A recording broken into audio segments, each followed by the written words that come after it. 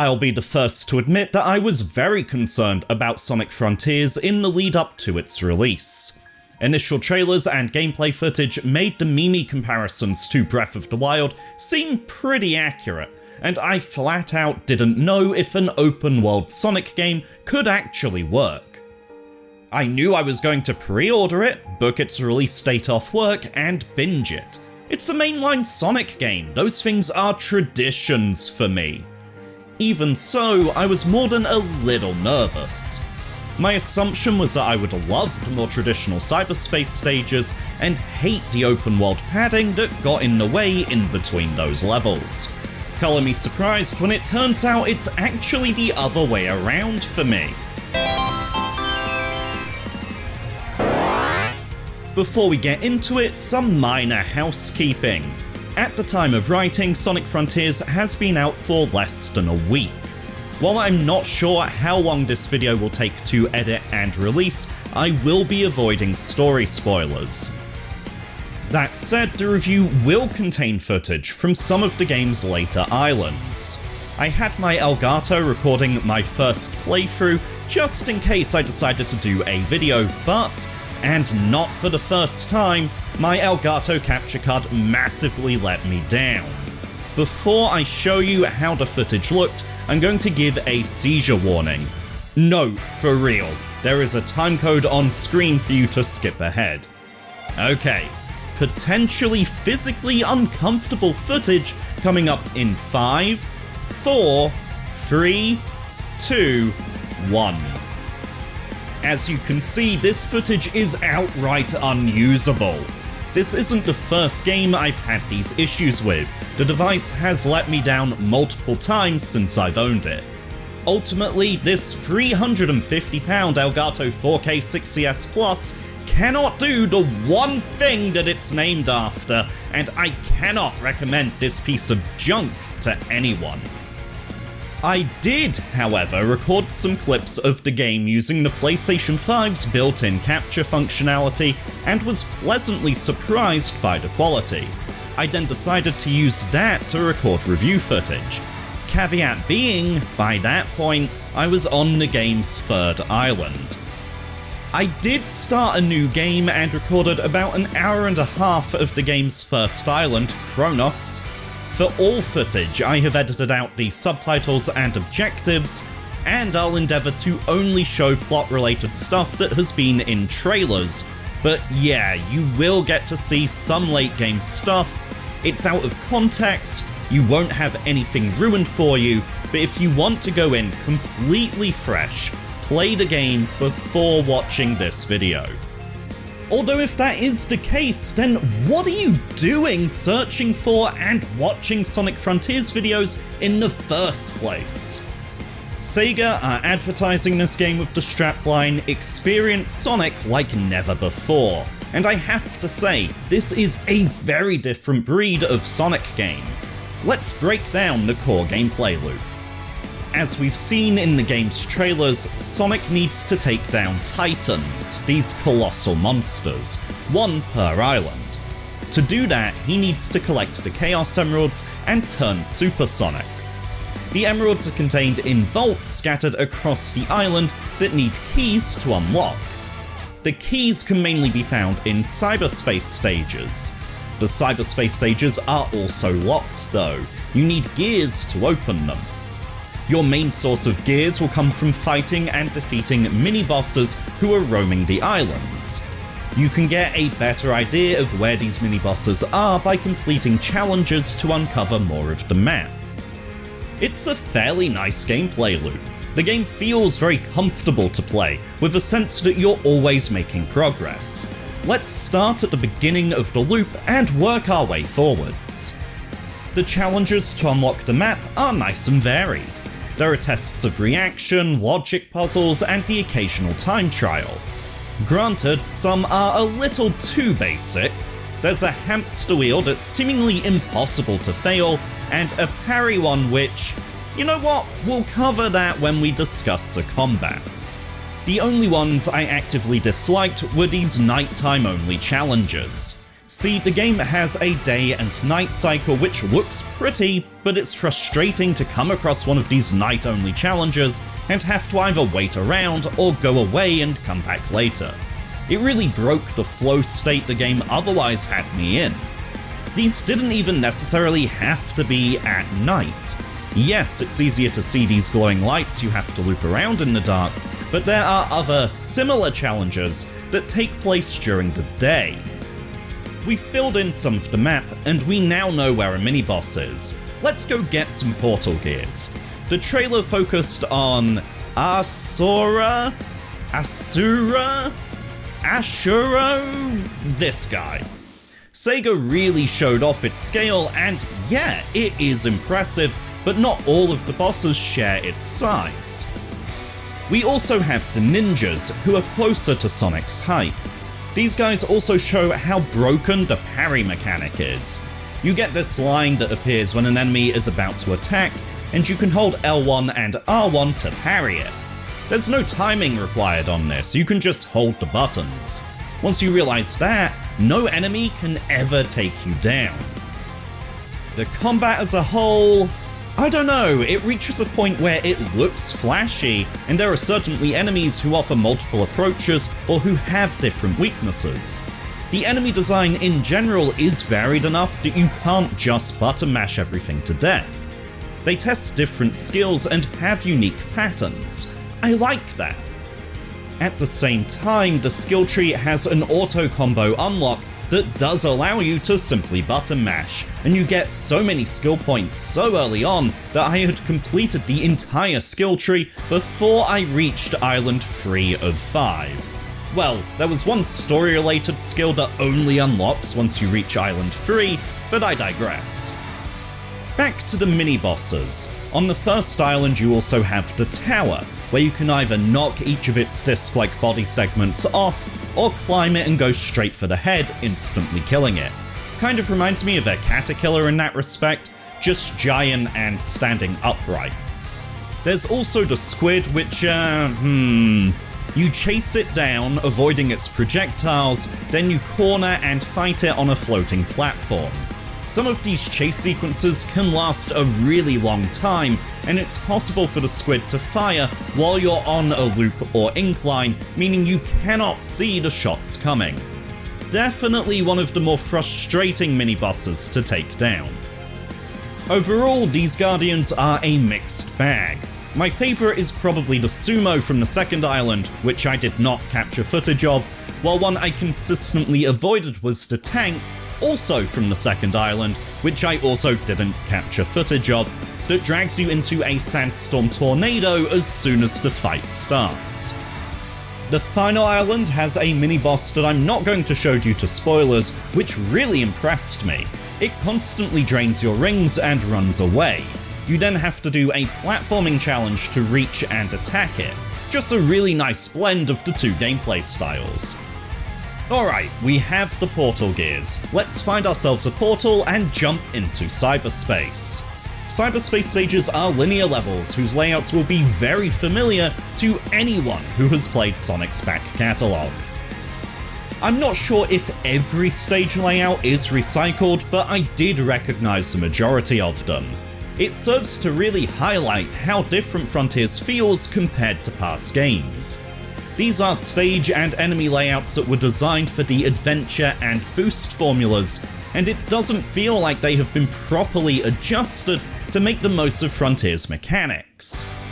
You get used to it, but these levels felt strange. They were familiar, yet my interactions with them were different. It was slightly off-putting, sort of like half remembering a dream with a strange sense of deja vu. You have to untrain your muscle memory from past titles and relearn the levels. Let's assume you can get past that uncanny barrier. These stages have 4 objectives with up to 7 vault keys up for grabs. You get 1 key for each of the 4 objectives, 1 being reach the end, 2 being within a time limit, 3 asking you to have so many rings, and 4 asking you to collect all of the red star rings. You get a bonus 3 keys for completing all 4 objectives. These objectives are, let's be polite and say wonky. There are stages where the time limit seems impossible, where you will need to make a dozen or so attempts while swearing at your TV before eventually you somehow manage it. Meanwhile, we have levels where you will knowingly make mistakes or purposefully stop and double back on yourself to grab a red star ring, yet you will still be comfortably under the S rank time limit, 10 to 15 seconds under it. This constant swaying between incredibly strict stages requiring multiple runs and oddly lenient levels you can blast through in one go means you never know what to expect, especially as some of the tighter time requirements are in some of the earliest Cyberspace outings. The final disappointment regarding Cyberspace is that, despite drawing from a large pool of Sonic's history, all of the levels are dressed in the same 4 skins: Green Hill, Chemical Plant, Sky Sanctuary, and this nondescript city. That started to feel pretty lazy pretty quickly and takes the wind out of Cyberspace's sails. Now, this reuse of level layouts does have a hand-waving story justification later on, but guys, come on, this is a shallow excuse. As I said, in the lead up to this game, I expected Cyberspace to be the highlight, with the open world feeling like padding. Once I got my hands on the game, I found myself wanting to get the Cyberspace stages over with quickly so that I could get back to enjoying the open world. Now that we have the Vault Keys, we can get the Chaos Emeralds and fight the Titan, right? No, there are only 4 vaults, so where are the other emeralds? This is where saving Sonic's friends comes into play. There are memory tokens scattered across the open world, typically being a reward for a platforming challenge. Once you have enough, you can find your friends and use the tokens to continue, restoring them, I guess? This will lead to story cutscenes. Sometimes it will also trigger a short minigame. Completing these somewhat unremarkable and basic minigames will reward you with a Chaos Emerald. This means that you have 2 gameplay loops going on, collecting Vault Keys and memory tokens with the option to switch between the 2 at any time.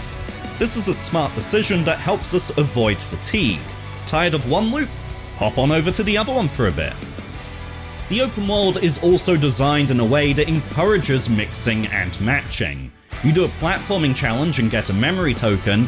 At the end of that, you're in front of a new map unlock challenge, or a new mini-boss, or a new portal. They intersect and interweave very naturally, giving you a constant variety of tasks which avoids burnout. Nothing overstays its welcome. The one issue I had with the open world exploration came with Island 3. Islands 1 and 2 are almost entirely 3D. They feel like massive Mario Odyssey levels with a Sonic twist. Island 3, however, constantly forces you into a 2D plane. This interrupts exploration, accidentally hitting a spring or dash pad that you didn't mean to and getting locked into a platforming challenge. It quickly becomes frustrating. Here I have a timed challenge to reach this button on top of this tower. I am forced to go around the outside edge of the tower despite my goal being right there with a glowing wall that Sonic could climb instead. Thankfully, there are also other ways to get Vault Keys, Portal Gears, and memory tokens. There are hidden treasure spots you can side-loop to reveal memory tokens, a Portal Gear, or even a Vault Key. Sometimes common enemies will drop a Portal Gear on their defeat. Yeah, it kind of cheapens the grandeur of the mini-bosses when a foot soldier also has a random chance of giving you what you need, but it helps the game maintain a sense of momentum. I never had to farm resources, although if I did, there is a way to nope out and cheese the entire thing. This is Big the Cat. He lets us fish in exchange for purple coins we find dotted around the overworld. His lakes are horribly and obviously visually glitchy. When we hook a fish, he rewards us with tokens that we can exchange for prizes. Guess what? portal gears, memory tokens, and vault keys are available as prizes. This would be balanced by there being a limited number of fishing tokens in the overworld and those being scarce, if not for the Starfall events. Once every few nights, meteorites fall on the island. During this, there is a massive slot machine on screen that stops when you grab a meteorite. Big's fishing tokens are one of the prizes up for grabs, and it's very easy to get 200 or more purple coins per starfall. The downside is that these starfalls can happen while you're in the middle of doing something else, and the slots block your view of what's directly ahead of Sonic. The Starfall also resurrects all enemies, just like Breath of the Wild's Blood Moons, in what is not the game's only confirmation that the pre-release comparison memes were not wholly inaccurate. Personally, I used the fishing for two things. 1. The egg memos. These are fantastic for loreheads like me. Make those a priority. 2. Lost Cocos, Seeds of Power, and Seeds of Defense. You take these to beings known as the Elder and Hermit Coco, who then level up your stats. I got 2,136 Cocos in one fishing session, which was enough to take my speed from level 70 to 99, and my ring stat, effectively your maximum health, from level 1 all the way to level 99, and I still had 610 Coco left over afterwards. Annoyingly, as the Elder Coco can raise either speed or rings with the same Coco collectible, you have to choose what you want each and every time, even when speed is maxed out and there's only rings left. Choosing that option 98 times in a row was physically painful. It could just bring up a number slider. I can level you up X times. How do you want to spend it? Okay, so be it through the intended loop, getting lucky with the normal enemy drops and hidden treasures, or flat out abusing the fishing minigame, we have our Chaos Emeralds. Let's turn Supersonic and fight a Titan. These battles are pure spectacle with great music and massive shonen battle energy, but you'll also quickly realise that they're largely automated. Fighting Giganto here for the second time didn't feel as exciting as my first encounter.